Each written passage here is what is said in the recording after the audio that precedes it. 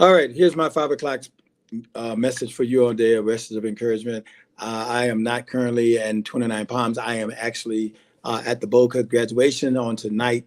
And I wanted to get this out before the graduation so that you could have some word of encouragement on this Friday. Also, stay tuned at 6:30 for those who listen to the servant of God training. I posted something that will come out at 6:30 as well as to be a blessing to you as well. So let me jump right into this because I have to hurry up and be in place. Matthew 13, and you can see at the bottom, it said the parable of the weeds. Matthew 13 and 24 through 26, another parable he put forth unto them, saying, the kingdom of heaven is likened unto a man which sowed seed in his field. But while men sleep, his enemy came and sowed tares among the wheat and went his way. But when the blades were sprung up and brought forth fruit, then appeared the tares also.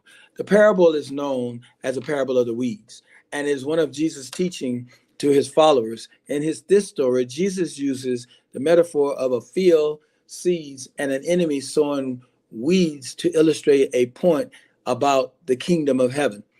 Exegesis wise, the parable central figure is a man who sows good seed in his field and representing Jesus, who spread the message of the kingdom of God's kingdom.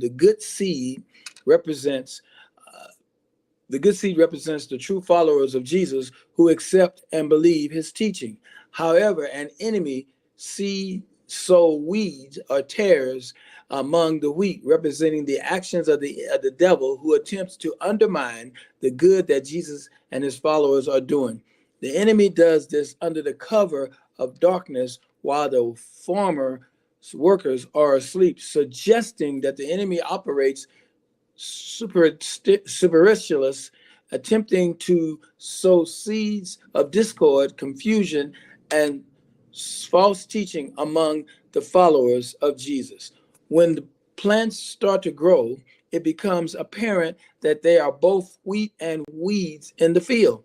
In the continuation of the parable, the workers want to remove the weeds, but the farmer tells them to wait until harvest when the wheat and the tares can be separated. This message of the parable is that there will be also be a mix of good and evil in the world, and it may be challenging sometimes to distinguish between the two. It is God's role to judge and separate the good from the bad at the time of the final harvest, i.e., the end of time and the final judgment. In a broader sense, the parable teaches patience and importance of allowing God to judge rather than trying to pass judgment ourselves. It also illustrates the battle between good and evil that occurs within the world and even within the hearts of individuals. However, for you, my sons and daughters, it represents all the seeds that you have sown and the fact that the enemy has dispatched his demons to come and attempt to uproot what you have planted. It is your job. It is your job to remain still, seated, silent, and settled by the fact that God shall do the separating. I need you to hear me.